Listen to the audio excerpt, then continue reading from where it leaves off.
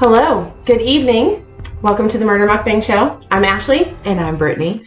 And tonight our story is on David Parker Ray, also known as the Toy Box Killer. Mm-hmm. So it's going to be another rape and torture story for you. Yep. So here we go. Ready? Here we go, yeah. Hope everybody's doing well. So I have never, before I did any research on this case, I've surprisingly never heard of this guy. Ever. Which shocks me because as I'm reading through all this research, I'm like, why do I not know about this? I could have sworn this would have been on my radar at some point or another in my life, but no. I didn't know about him until I listened to this podcast called Serial Killers. Mm-hmm. And it's on Spotify. And it's actually a 2-part episode. And like the first part goes a little bit into his childhood, and then the second part goes into like his tortures and stuff like that. And it was definitely not something that I needed to be playing when my children were around all this day. So one thing I forgot to mention in our intro, because I suck at them, we're doing Mexican food tonight because this guy lived in New Mexico and actually lived only 2 hours away from the Mexican border. So got it from the local Mexican restaurant, not Taco Bell. Not Taco Bell. Can't get this at Taco Bell. Yeah. I've never had this place before. I got the Mexican rice bowl, and so did Brittany, and we both got steak on it. So we got the same exact thing, except I got no pico because fuck vegetables. But pico de gallo is so delicious. Okay, but I don't like tomatoes or onions. Oh my so gosh. Okay, well, pico's not my thing. Sorry. I am, however, going to put some Texas Pete on here because whoever invented Texas Pete. Oh, God. Pete, I love you from Texas. Pete from Texas. This is the only real hot sauce. Here, I'll take some. In my opinion, all other hot sauce is subpar to Texas Pete. I like sriracha sauce, but not on this. Not on a Mexican meal. No. Texas Pete all the way. All right, so we're going to get into our story about Mr. David Parker Ray. This guy, I mean, I think we always manage to find the fucking sickos, but every single person that we talk about is fucked up. So yeah, that's just basically how we roll. Yes. So Mr. Parker Ray, David Parker Ray's life started out in 1939 on November 6th when he was born. And he was born to his parents, Cecil and Nettie. Those are weird names, by the way. Well, you got to imagine this is back in the late 30s, early 40s. Yeah, well, I mean, like when they were born. It was like 1901. Yeah. So, yeah, those are some odd names. Now, his father, of course, didn't stick around because it seems like all of these cases that we have, that's one similar thing about all of them. Well, at least about most of the murderers is that the dad was gone out of the life. Some kind of parental disconnect. Yes. And his mother was also a druggie and didn't really want to take care of her children either. So David and his sister Peggy, that was her name, right? They were kind of just shipped off to their grandparents' house. And now the grandfather was extremely strict. And I guess in these days that he would be considered abusive. Back then in I guess he was like 10 years old when he went to stay with his grandparents. You know, those days were a little bit different than nowadays. And so, yes, nowadays it would be abusive and neglectful and straight out that his grandfather was horrible to him. Yeah. But back in the late 40s, early 50s, that's just how it was. Yeah, that's just how the life was lived back then. It was tough. So, you know, your parents and your grandparents were tough on you to prepare you for life. People are too soft on their children these days. Suck it up, buttercup. Too soft on their kids. So his grandfather, like I said, was kind of abusive to him, and he didn't really have the best school life either. He was also picked on a lot at school because he was a very shy and quiet person, and he didn't make eye contact with people. So people automatically assumed that he was a weirdo, which he fucking was. He was weird.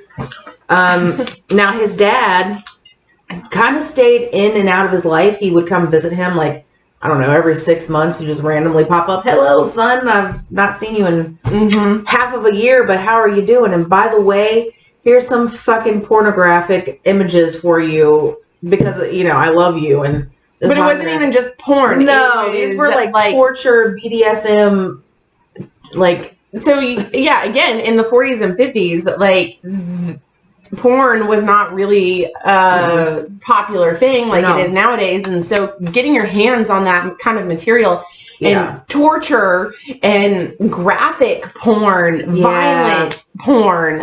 Like people tied up and shit. Yeah. And that was not the normal thing in the 40s. Right. 50s.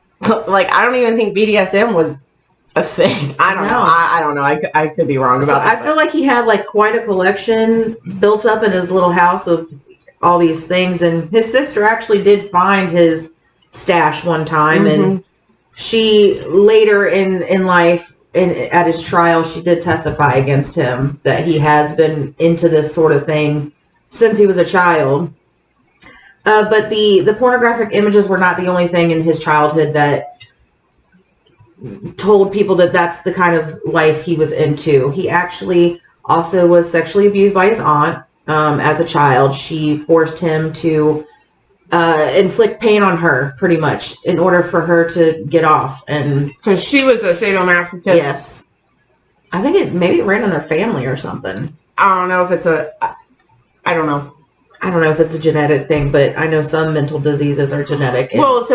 But then are you saying that people who are into BDSM have mental diseases? Like, I don't feel like, okay, look, if you're into that kind of thing, so be it. That's your kink. I don't care.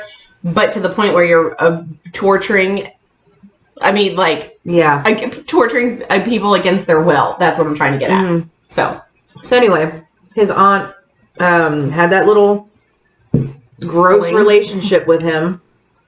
And that kind of started his gross obsession of inflicting I can't talk right now. Inflicting pain.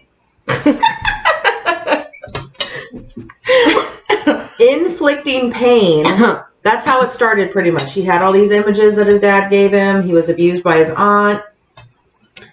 That started this really dark life that he went down. So basically, all he knew about sex from when he was a young teenager, sex equals, or pleasure equals pain, or pain equals pleasure. Yes. That's how he just viewed sex. Yes. So he hid this pretty well, actually. Like, he didn't talk about this with his friends or his family. Like, this was a separate life for him at this point.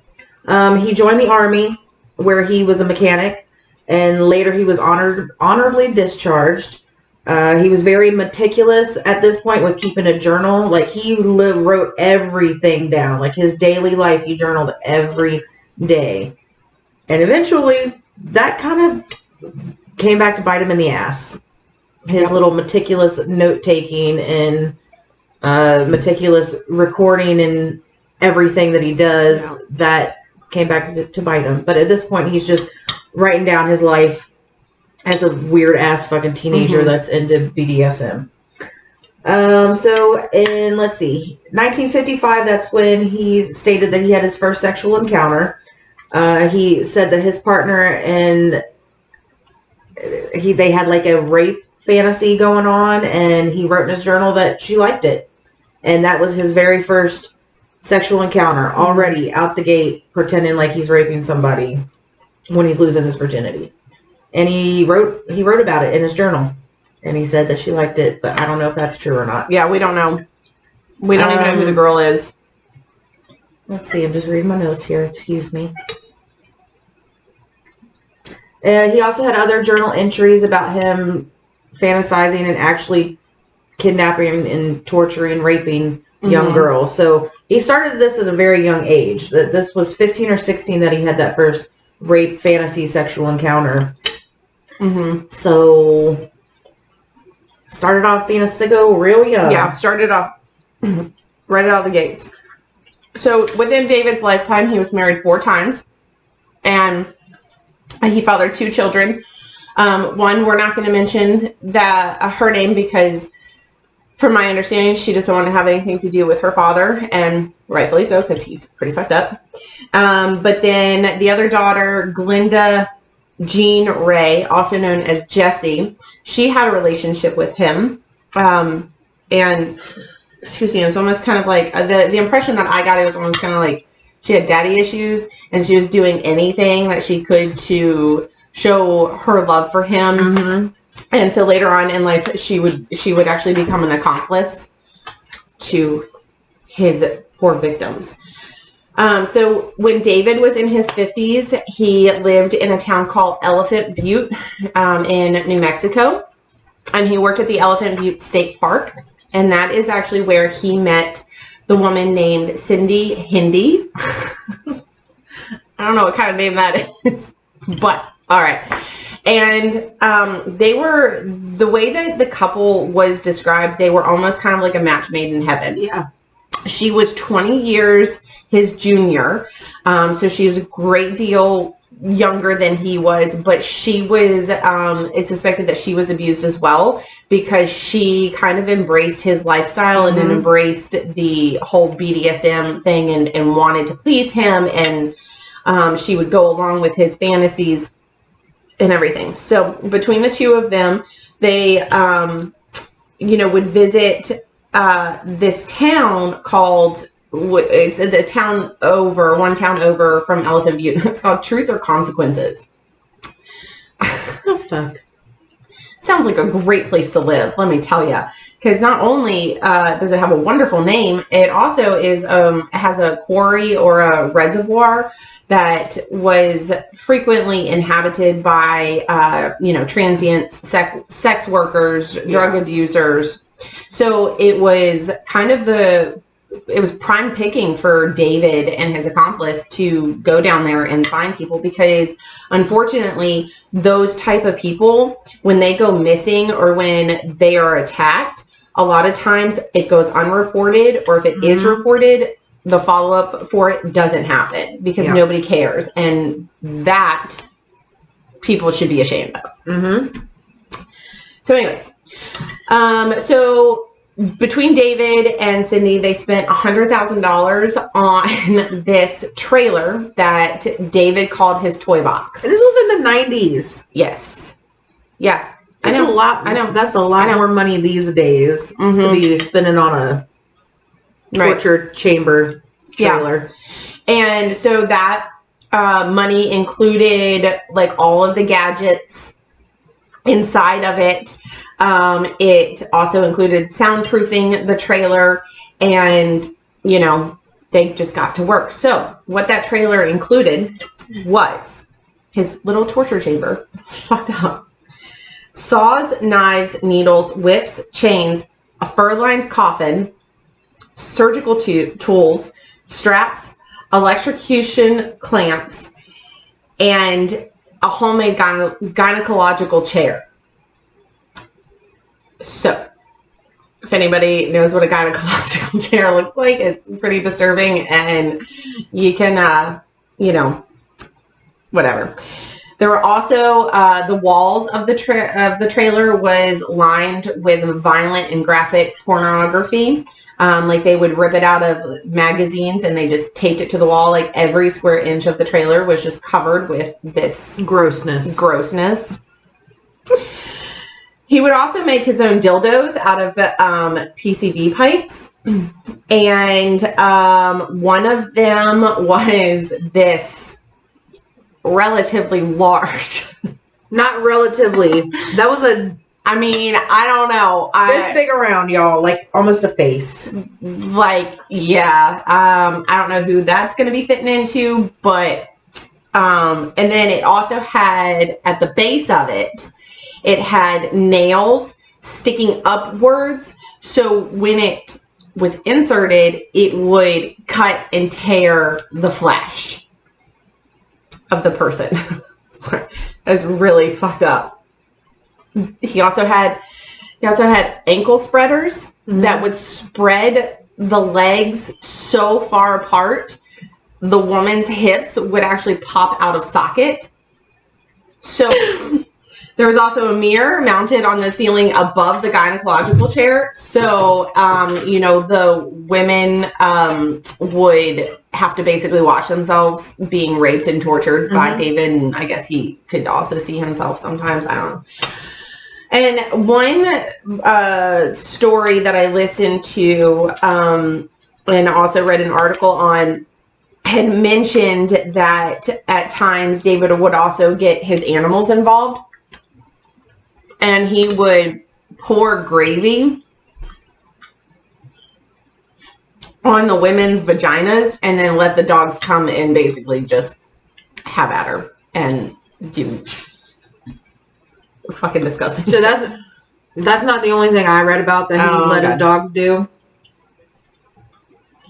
He would have these parties with a few of his close friends, which I'm assuming is his daughter, his girlfriend, and the other dude that was involved. So he would have these small, intimate parties, and in the middle of his living room, he would have what they call a bitch bench, which is for dog breeding, where the female dog is pretty much hackled to this bench with her genitals up in the air so she cannot move. The girls were forced to be strapped to this chair, and his dogs would... Shut the fuck up. I swear. He did not read that. He did an interview. Like, there's an interview audio of this. Stop it. Where he said that his dog liked fucking, and that he was not going to deprive his dog, and that his dog would have you as often as he would have you. Ew. Yeah. Oh, God. And I don't know if... there's also something that I did a little bit more research on, too, which he would do before every single one of his victims. He recorded himself with like I guess... It was like a tape recorder. He would tape record himself talking, and he used his... It was supposed to be a hypnosis type procedure.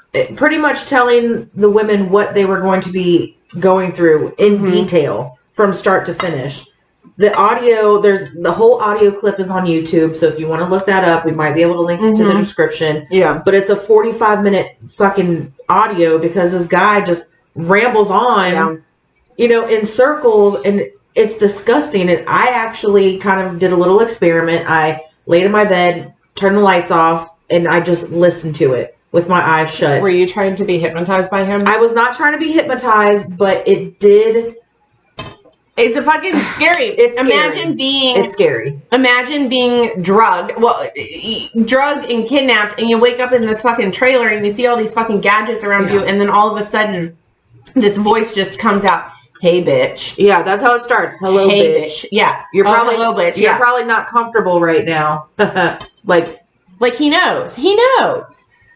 I mean, Imagine fucking doing that. That would be scary. It was scary. Fuck. And even though I knew I was safe and at home and in my bed, just me with my eyes closed listening to that audio, it gave me shivers throughout my entire body. Like, I felt physically sick. So that is that. Yeah, that was, yeah. Sorry. You guys are more than welcome to go listen to it if you want. There's also things online about he had a 18 numbered list of what he would do step by step to everybody. Like, he had all this documentation inside this toolbox. Yeah, which actually in our notes we go into it more, but there were like guidelines and lists up on bulletin boards, and like there was actually I'm not sure if I wrote this down in the notes or not, but there was one like piece of paper that had a date next to it, and then it was like it had tally marks next to it, and so the police and the FBI think that was like his tally marks. Like, every date had like 30 fucking tally marks next to it. Excuse me. And they think that is like an indication of like how many victims he had and such. So we're going to talk about one of his victims. It is actually unknown exact number of victims that he had. Right. He was he was never convicted of murder. There were no bodies that were found. David himself actually said, like, or implicated that he had murdered people, but to this day they haven't found any bodies that we're aware of, and we couldn't find any research on. but I'm sure he did, without a doubt. Yes. So we're going to talk about Cynthia Vigil. Mm-hmm. Her last name is Vigil. I thought it said Virgil, but I can't always read right away. So anyway, Cynthia Vigil. And Cynthia was a prostitute in the year 1990. It was March. 1999. Oh, yes. Sorry, 1999. Again, you can't read. I cannot read. The apprentice mom, not wearing my glasses. Sorry. Anyways, so Cynthia, she was a sex worker, and she was actually picked up because David and Cindy, they had like this gross relationship going on, and Cindy actually had to go out of town for a wedding, and David's like, no, I can't go that long without getting my rocks off, so we're gonna need to figure out something. So what do? They kidnap another girl. Cynthia was her name. David posed as a cop when he was picking her up, was going to arrest her for solicitation. He handcuffed her, put her in the back of his vehicle, and David had kept Cynthia for 3 days before Cindy came back home. Now, when Cindy came back... I'm sorry. What? No, Cindy was there. She was there after the 3 days. Oh. I missed that part then. Oh, I'm sorry. Yes. Okay. That was the whole point of her, like, being there, was because Cindy was out of town and he needed somebody to torture. Oh, I missed that part. Oh. Okay, sorry about that. My bad. So, he kept her for 3 days, and then he had to go back to work. So, it was then his girlfriend's turn to watch her. Okay, makes sense now. Got it. So, Cindy was supposed to be watching Cynthia, and she had a phone call. And also, I don't think we've mentioned yet, but all of his victims, he kept heavily fucking drugged. Heavily drugged to where they weren't able to remember anything. They weren't able to move properly. Like, they were pretty much just laying there, and they could feel things, but they couldn't do anything about it. He stated later, after his arrest, he in order to keep women, his victims, from talking, that is what he would drug them. So basically they wouldn't remember anything that happened to them, and so when they would go to the police, their stories wouldn't be credible because they couldn't remember anything. Yep. So Cynthia was drugged, but this is the first time that Cindy had been distracted enough that she wasn't paying attention to what Cynthia was doing, and Cynthia just so happened to notice the set of fucking keys that she needed to unhook herself from the dog collar that they put on all of their victims to keep them chained to the floor. That is something that David said stayed on them from the moment they walked into the toy box until the time that he either released them or killed them. And that was a dog collar with a chain on it that was attached to the floor. So Cynthia sees these keys and she's like, this is my fucking chance. If I don't get out of here, I'm going to die. So Cindy's distracted. Cynthia grabs the key. She starts to unhook herself. Cindy, from the other room, hears the key starting to jingle, and she's like, oh shit, this bitch is about to escape. So she runs back into the room. They have an altercation. Cynthia is actually able to grab a nearby ice pick and stab Cindy in the fucking neck. So she stabs her in the neck. There's a little bit more of a scuffle. She's able to actually get out of the chains, and she takes off running. All she has on, she's completely naked. The only thing she has on is the dog collar with the long ass chain running behind her, and she's running as fast as she can down the street, hoping somebody's going to notice her.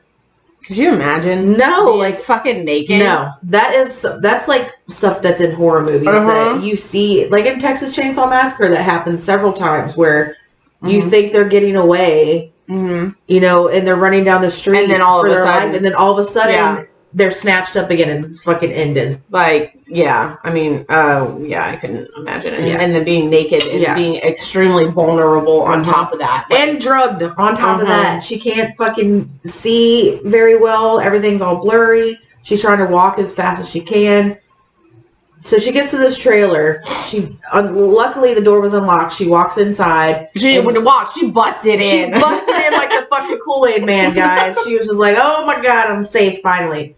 So as soon as she gets into the house, she just says, "Save me," and then fucking collapses. So this wasn't in your notes, but I read a little bit more on this, that those people did actually take her to the hospital. Once she was at the hospital, the cops didn't fucking believe her. Yeah. They didn't believe anything she said, that she was a sex worker. Oh, you did write this stuff in your notes. Never mind. Forget that, what I just said about it. We're both very distracted and just kind of spaced out. Anyways. So anyway, they're at the hospital. The cops are not believing her. She's a sex worker. They think that she's just trying to get attention, maybe trying to get pain medication. Again, fucking shame on you. Yes. So she sees this woman walk into the door. Lo and behold, it's fucking Cindy Hindi. Cindy Hindi. Because she got stabbed in the fucking neck, which is what Cynthia said she did. And she's like, that's her. That's the bitch that's been keeping me captive. So, of course, with visual evidence, the cops had to be like, oh, okay, well, I guess we kind of have to investigate this now. There really is a bitch with a fucking ice pick neck injury. I guess we got to figure this out. Yeah. So what do? They go to his little piece of land out in Elephant Butte. They walked into the main house, which is where Cynthia escaped from. They saw the chains, the ropes. They saw broken glass from a struggle. They saw a bucket in the fucking corner that had shit and piss in it because she had to do that for the last 4 days that she was to go there. To the bathroom, and she had described that to the police. There was a bucket in there where I was forced to use the bathroom. Yes. And then so they're like, oh, maybe we should take this seriously. Yeah, maybe we should actually look around and do our fucking jobs. Yeah. So they did. They went out back and they seen that giant fucking trailer that he had sitting in the back of his property with a little air conditioner propped up in there. They got search warrants. They finally were able to get inside of the building because they had a hard time getting the building unlocked because it was like Fort Knox locked down heavily with all sorts of... The guy was smart. He was smart as fuck, you guys. So they finally get into the building and what do they find? His fucking toy box. His lair. They find all the shit that Ashley described. They find hundreds of fucking video evidence, you guys. Hundreds of tapes. There's an FBI press release on YouTube that I will try to attach the link to it that shows the actual police footage of walking into the trailer and just seeing chains and straps and whips and so many things. It looked like when you walked into it looked like you were walking into a barn. Yeah. That has hooks and stuff hanging from the walls and the ceilings and it extremely disturbing. One of the FBI agents actually threw up as he walked out of the trailer. I'm not surprised. I'm not surprised either. That's it's fucking disgusting.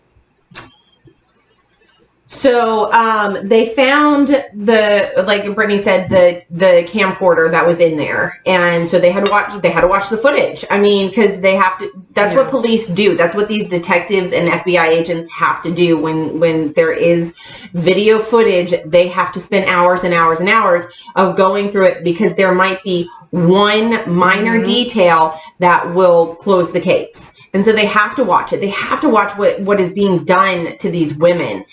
And they found one woman. They were able to identify her based on her tattoo. Sorry, I needed to adjust myself there. They were able to identify a tattoo that was on her ankle and calf area. They sent it to the FBI, and I guess they put out if you have this tattoo or if you know of anybody that has this tattoo, please come forward. Which I don't know how they did this in 99 or 2000. I assume that it was like a press release type thing, like on the news, not like the internet nowadays, or where you just post it on Facebook and everybody sees it. And 10 minutes later, everybody knows who it is. Yeah. But, that's what I would presume is what happened. So they tracked her down. Her name is Kelly Garrett, also known as Kelly Van Cleve. I believe that was her name at the time of the attack. She was living in Colorado when they tracked her down. And Kelly was finally able to give her side of the story as to what happened. And what happened was in July 1996, Kelly and her husband got into an argument. She left the house because, you know, she was pissed, and she went out and was going to hang out with some friends, stay the night with them, play pool, just to kind of help clear her head a little bit. And so she ran into a woman named Jessie Ray, which is David Ray's daughter. They knew each other. I guess they were friends at some point, or they were acquaintances. And so Jessie convinced Kelly to, you know, hang out with her, and they went to a place called the Blue Water Saloon, and they were just playing pool there and just having a good time. And all of a sudden, Kelly isn't feeling very well. She's only had one drink. She starts feeling dizzy and kind of sick to her stomach.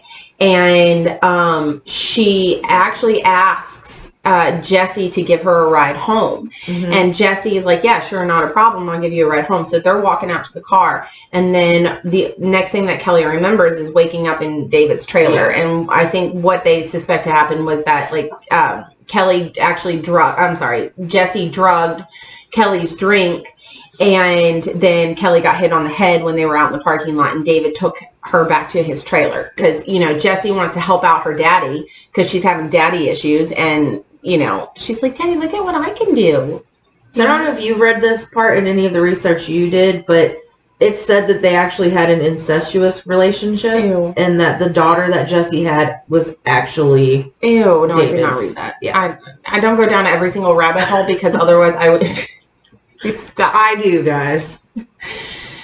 So David kept Kelly at his trailer for 2 days and just tortured her, drugged her. She would go in and out of consciousness, and you can see it on the video. You can see her like going in and out of consciousness, like she's not aware of what's happening. And then after that 2 days, he was done with her. And so what he does is he drives her back, I think, back to her home, drops her off, and says, I found her wandering around on the road, and I brought her back here. Yeah. And so Kelly is like, well, I have these vague memories as to something bad was happening to me. But the police don't believe her. And her husband, who's a dick, is like, I don't fucking believe you either. I think you were out cheating on my ass for the past 2 days. So he divorces her. Although she's got physical injuries seriously, on her. She's got the injuries of being repeatedly raped. Yes. And that nobody fucking believed her.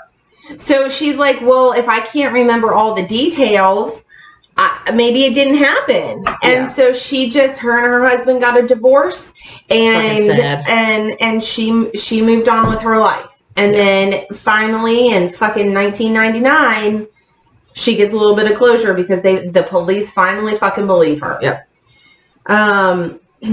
So yeah, that's what happened with Kelly. So now that Cynthia escaped and they were able to uncover all of this sick, gross life that David... All this evidence about David and his nasty ass girlfriend and daughter and girlfriend. Daughter and girlfriend.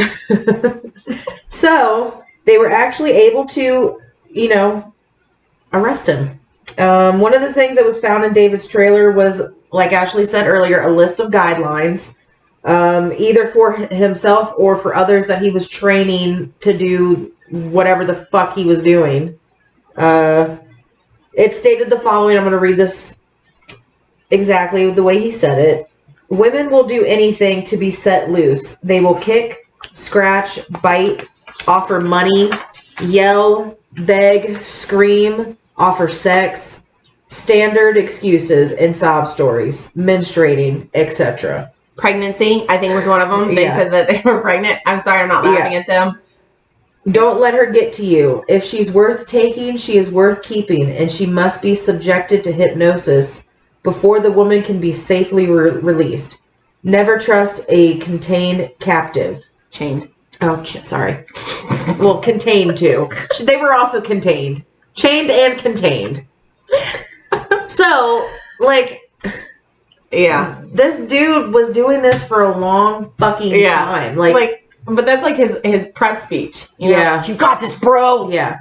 I really suggest you guys listen to that audio. Yeah. It was. Did you listen to the whole audio? I did not because I found it too disturbing. Oh, well. I mean, I'll probably listen to it, but I also have kids like 900% of the time, so don't really want to listen to that. Yeah.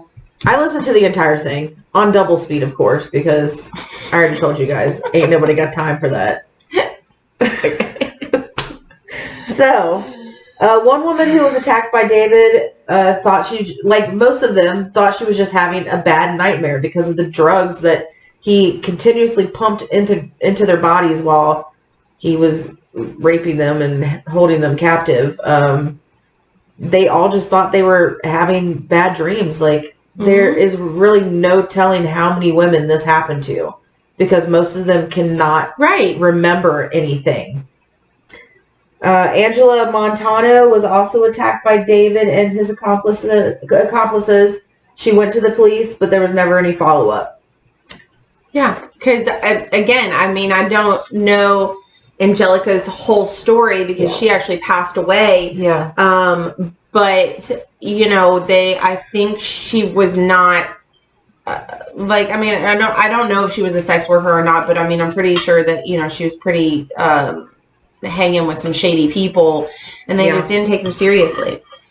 So finally, the trials, I say trials because David was, they actually had, well, there were 3 separate trials for 3 of the individuals, for Cynthia Vigil, Angelica Montano, and Kelly Garrett, because those are the only ones that they could actually confirm that were kidnapped and attacked by him.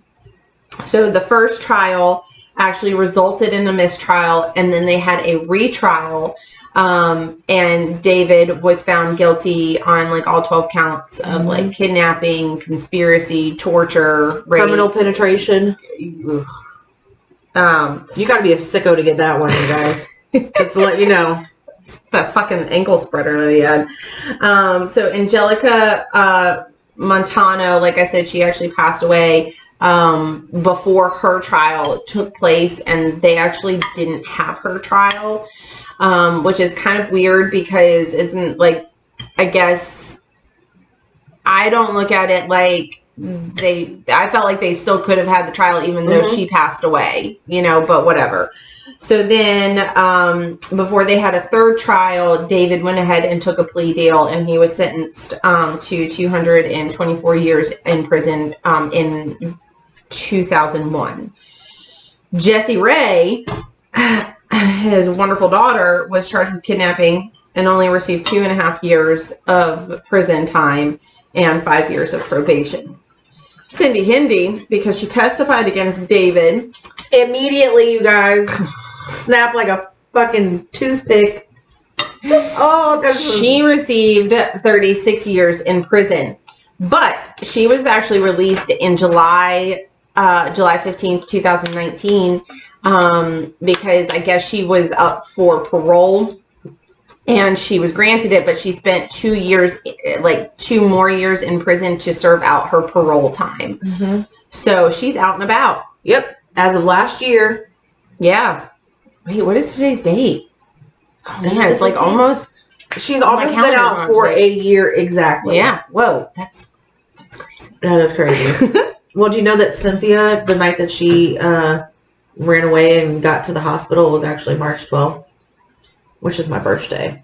So there's all weird dates in this. That is all weird dates and everything. Wow, look at that. It's like what's meant to be that we're supposed to be talking about this. I know. Weird.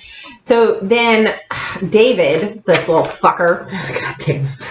He fucking dies in 2002. March 28th, 2002. He fucking had a heart attack, the pussy. He doesn't even serve not one day of his actual sentence. He's a fucking pussy, man. Fucking one. Has a stupid ass fucking heart attack and dies. Yeah. Glad you had an easy death. Yeah. So I kind of want to talk about a little bit of conspiracy theories that I have found around this case.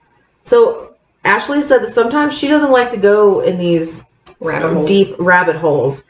I, however, do like to go down these rabbit holes sometimes. And a couple of theories that I have on this, and they are known theories, like other people believe the same fucking thing.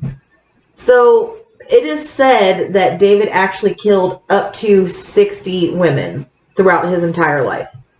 And a lot of people think that this giant man-made reservoir lake thing that's in Truth or Consequences. Yes. It's so dark because of all the algae that's in there. It's almost completely impossible to see anything that's only in there like 2 feet. The water is so murky. There's also a large community of giant fucking catfish. Like fucking mutant catfish. Like, they're 80 pounds. Like, there's pictures of them online. They're like this fucking big. Yeah. And if you're not aware, catfish are omnivores. They eat plant material and meat material. They don't give a fuck. They do not give a fuck, and they don't judge. They eat everything. So it is said that the way David got rid of all these bodies was he would cut open their stomachs, because he knew that even if you dispose of a body in water, the gas buildup on the inside of the stomach is going to make the body, rise. Come to the surface. So he would cut open these bodies, put rocks in the stomach, sew the stomachs back up, and dump them into this reservoir and let the catfish take care of the rest. It's just crazy to me how you can kill 60 fucking people and not one body was found. Not one piece of evidence. Not even a fucking toe or a finger. Nothing. Well, and you also have to think, too, like, if he's going to this reservoir where these people are, you mean to tell me somebody didn't see him? I bet you somebody did see him and they fucking didn't say anything, because they're transients, they're prostitutes, they're drug addicts, they're not the most viable people, so that kind of leads me to my second conspiracy theory on this, actually, is because he recorded everything and was so meticulous about writing everything down.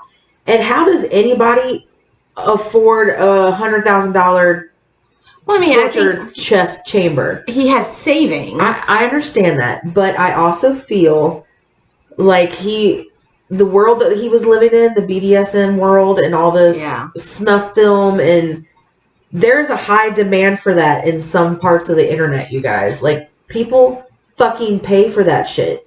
They will pay for tapes of people being murdered and raped and But you also have to tortured. think about the time frame, though. You don't think that was a thing back then? Oh, yes, it was. Indeedy, it was. I mean, I remember. Well, okay, whatever. I'm not gonna. I feel like this guy got away with this shit for so long because he was torturing and raping and killing these women on camera, selling the videos. And that's how he made his money, and that's how he stayed protected for all of those years. Well, and then also the other theory is that because they were only 2 hours away from the Mexican border, he was selling the women as sex slaves. Yeah, and that is also very plausible because it's totally a thing, and it happens every single day. You know, and that would explain why nobody else has come forward. So there's a lot to it. And, nobody knows if the police were involved with it. I mean, they very well could have been, because nobody seemed to want to follow up on any of these accusations that these women made until Cindy Hendy just happened to walk into the same fucking hospital as Cynthia.